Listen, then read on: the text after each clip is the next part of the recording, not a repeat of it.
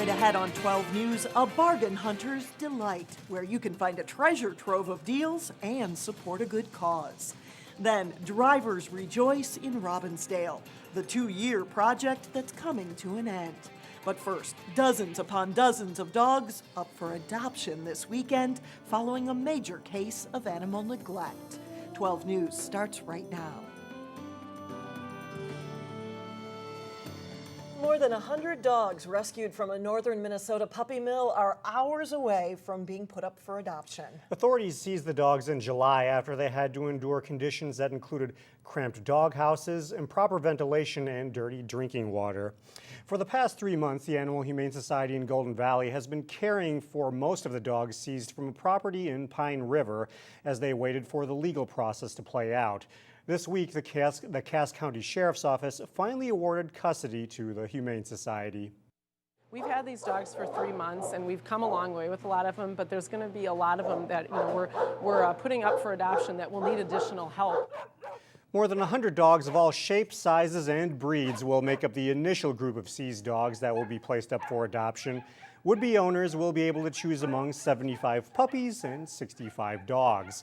But due to the environment that many of these animals were exposed to, many of them are going to require a little more care than normal. Most of them are not house trained. Most of them need socialization. They've never lived in a home.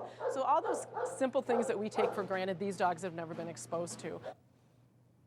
Humane Society officials say the animals will be available for adoption at all 5 Twin Cities locations, and several dozen puppies were born after the initial seizure in July. Many of those puppies will be put up for adoption in the coming weeks. A former Hopkins High School cheerleading captain learns her punishment for luring a younger teammate into prostitution. A judge sentenced 18-year-old Montia Parker to 3 years in prison. Parker admitted to placing online ads and driving the victim to an apartment in Crystal for sex. According to the victim's family, the young girl was especially vulnerable because she has a learning disability. Parker will spend at least 2 years behind bars before she's eligible for release. She must also register as a sex offender. Between January and June, 7 women in the Twin Cities metro died at the hands of their husbands or boyfriends. Those lives were recognized in Maple Grove along with other survivors of domestic abuse. Help us tonight and every day of our lives with every breath we take.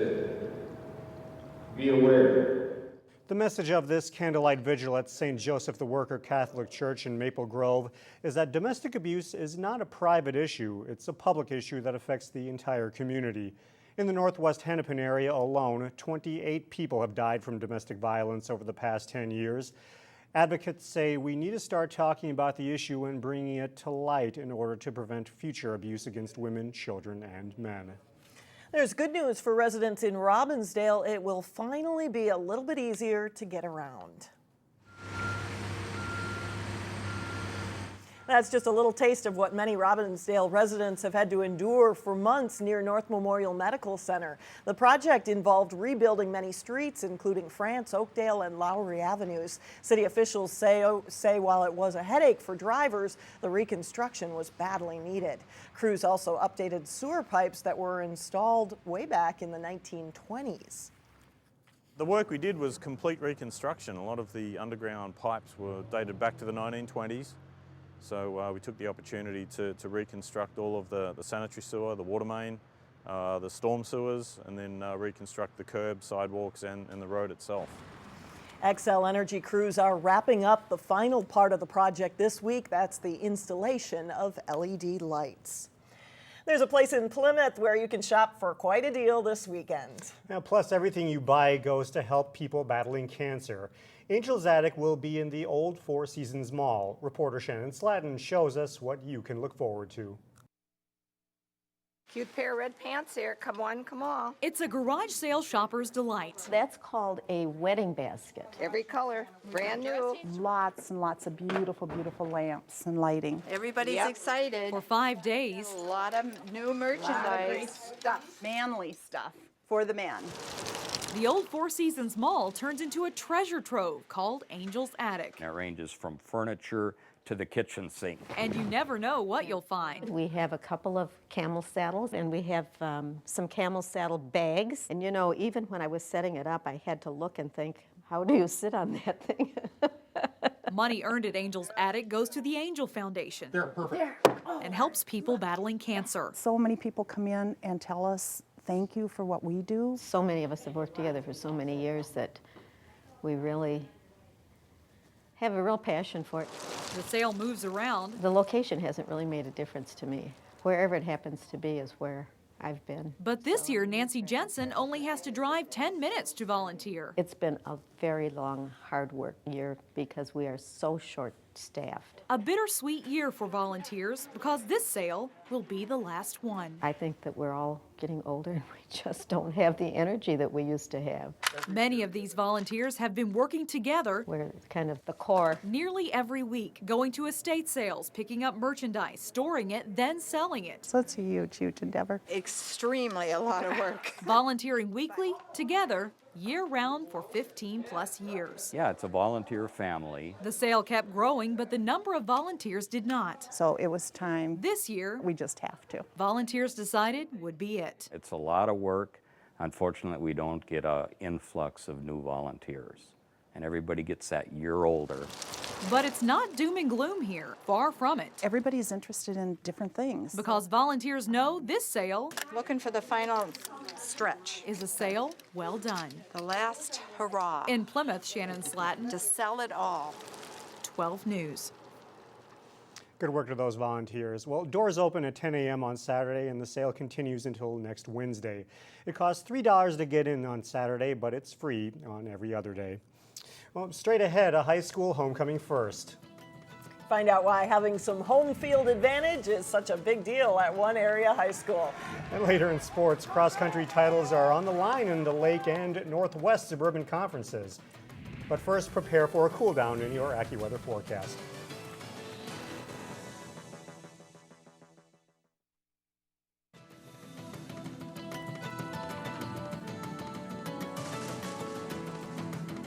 Have a new or gently used bike you can donate to a child? Well, you can do so on Saturday through the Free Bikes for Kids program. This is video from last year's event when more than 5,000 bikes were collected and then later distributed to kids in December. You can drop off the bikes between 9 and 2 Saturday at a line of medical clinics in Brooklyn Park and in Champlin.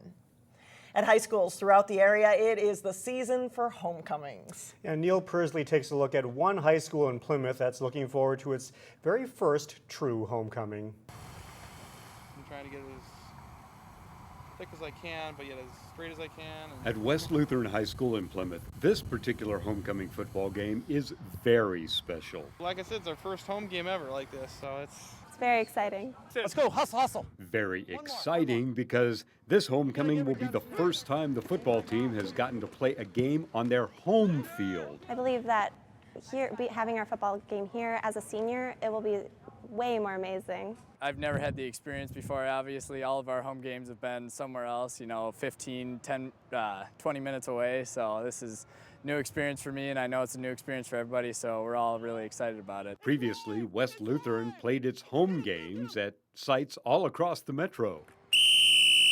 We just always have to rent. Our field isn't big enough, and a couple years ago, after our enrollment going down a little bit, we went into 9-man, and so you can play on the 80-yard fields. Just having it at West is a lot more special, and the fans can be a lot more interactive. In the past few years, it's basically just a game. It's a real electric attitude around here too, to get a chance to play on your home field and in front of a lot of people. We're going to be bringing in some bleachers. I feel like it's going to be a lot more up and wild and crazy.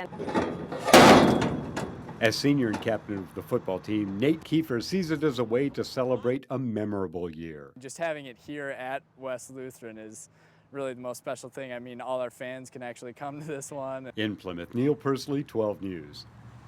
Well, parents are bringing generators to run a sound system and scoreboards. West Lutheran plays Mesabi Academy at 1 p.m. on Saturday.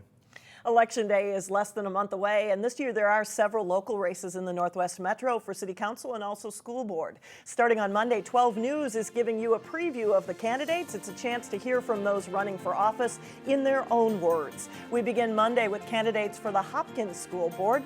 Other races include Golden Valley City Council and School Board races in Wayzata and also Brooklyn Center. Coming up a little bit later, an artistic mix of digital technology and natural beauty. But first, find out which local soccer teams are headed to the section finals. Jay Wilcox kicks things off in sports. Welcome back. Jay Wilcox joining us now with sports. Sounds like it's an important time for cross-country runners out there. That's right, conference now, but eye on the state tournament coming up. Yeah, you want to get ready now and really be performing your best here as we hit October. The state cross-country meet is 3 weeks from Saturday in Northfield. Runners are getting geared up now with many of the local conference meets this week. Gale Woods Farm, the site for the Lake Conference Championships. Wayzata junior Anna French is the girls' winner with a time of 14 minutes, 9.6 seconds. They dominate as a team, too. Annika Lerdahl, Annika Halverson, and Mary Frankie take second, third, and fourth, respectively. Wayzata cruises to the team title. In the boys' race, Wayzata's Connor Olson is first with a time of 15 minutes, 44 seconds. Jarrett Carpenter is fourth for the Trojans. Aaron Breyer, fifth. Ian Eklund, 7th, and Andrew Quirk, 8th, as the Wayzata boys also win the team title. They take home the conference hardware, winning the meet with 25 team points. Edina is second, followed by Eden Prairie, Hopkins, and Minnetonka. Wayzata's girls are even more dominant with a team score of 17, well ahead of runner-up Edina. Eden Prairie finishes third with Minnetonka 4th and Hopkins 5th. In contrast to the lake, there isn't quite as much elbow room for runners in the 11-team Northwest Suburban Conference meet. The boys up first at the conference meet on a sunny afternoon at Elk River Golf Club. Elk River sophomore Lucas Trapp holds the lead down the stretch. He wins in a time of 16:24.7, with Maple Grove's Mitchell Dickerson taking second place. Dickerson's time is 16:28.6. 15 seconds back, third place goes to John Delaney of Armstrong as he helps the Falcons to a runner-up finish as a team. Then it's the girls' turn to hit the course. Coon Rapids freshman Brenna Del Castillo races to the win easily in a time of 15:11.8, and that's 13 seconds ahead of the runner-up. The top finisher from our area is Anna Neighbor of Armstrong in fourth. We check the team scores. Armstrong has to settle for second, well back of champion Centennial. On the boys' side, Maple Grove wins a tiebreaker for third over Andover with Osseo 5th. Champlin Park is 10th and Park Center 11th. Coon Rapids wins a tiebreaker over Anoka for the girls' title, with Maple Grove winning a tiebreaker with Elk River for third. Armstrong is 6th, Osseo 8th, Park Center 9th, and Champlin Park is 11th. After quickly becoming a power in Class A, the Prairie Seeds boys soccer program opted up into Class AA for playoff competition this year. The 6th-seeded Lycans beat Osseo in the quarterfinals of the Section 5 AA tournament, and they met another first-round upset winner, Champlin Park, in the semis. First half, Prairie Seeds up 1-0. Calvin Lee with a cross in the middle bounces to Alio Kamara, who rips a shot in the upper corner. It's 2-0 Lycans. A few minutes later, Prairie Seed strikes again. Kamara sends a ball through to a streaking Munir Peterson Darbaki, and he slips it in. The Lycans lead 3-0, 10 minutes in. Champlin Park buckles down from there. They get one back on the free kick from Abdul Aziz Haji with 11 minutes left in the first half to cut the deficit to 3-1. Second half, the Lycans can't handle Cyrus McLean's free kick, and Abbas Haji knocks it in. Champlin Park's within one just over a minute into the half. 13 minutes later on another free kick, David Sarmiento finds Abbas Haji, who heads it in for what looks like the tying goal, but no, it's offside. Prairie Seeds pulls away as Greystone Barlow dances around a defender and puts the shot away. The Lycans add one more to advance to the section final with a hard-fought 5-2 win. We had to face a very physical team. It was a lot like the Osseo game, you know. We didn't really play our style as much as we'd like to. We like to possess the ball and make the team chase. Unfortunately, we didn't do that as much as we would like to today, but we did enough to get the win, so that's what matters the most. Also in 5AA, Park Center visits Maple Grove. First half, no score until the 25th minute. Pirates goalie Brenton Brocky collides with the defender.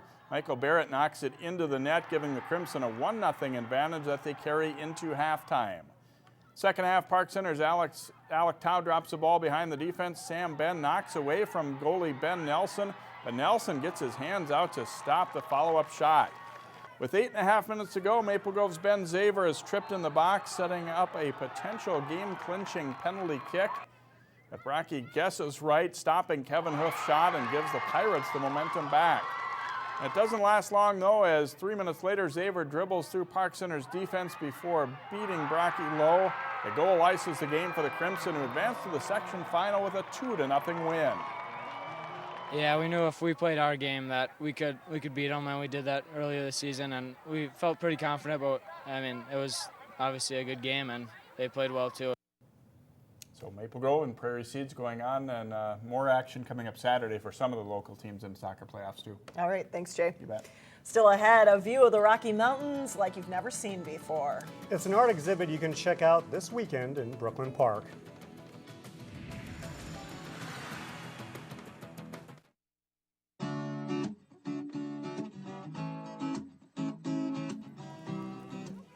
This weekend, a big draw takes place in Plymouth. It's the Plymouth Fire Department's open house at Fire Station number 3. A big draw of the open house each year is free pumpkins. Families also get a chance to experience the world of firefighters and emergency personnel through demonstrations and hands-on activities. These days, it's easy to escape to a sandy beach or the Rocky Mountains with just the click of a mouse. And one artist wanted to explore that mix of natural landscape with digital technology. Renee Bonneau explains how in today's Weekend Showcase. From far away, this mural might look like a gigantic photograph, and it is, but you've never seen the Colorado Rockies quite like this. What I've done with these is taken a wireframe mesh that's used in computer-generated imagery for like simulated landscapes in maybe games, video games, and applied that wireframe mesh to the geological structures. It's part of a new exhibit at North Hennepin Community College called High Def. The work involves the advent of the internet, being able to go anywhere in the world via Google Earth or YouTube and really experience anything and anywhere, how that affects our actual experience in the world. Typically when you go to an art gallery, you probably expect to see walls chock full of art, but this artist says there's plenty to see with the work that's here. Really have that experience with it where you kind of feel like you are overlooking, you know, these amazing idealized landscapes. High Def will be on display at North Hennepin through October 25th. For Weekend Showcase, I'm Renee Bonneau. Interesting stuff. Yeah. She had the image and she made it happen. Indeed. That's all the news for now. Thank you so much for joining us. We hope you have a great weekend. We'll see you back here on Monday.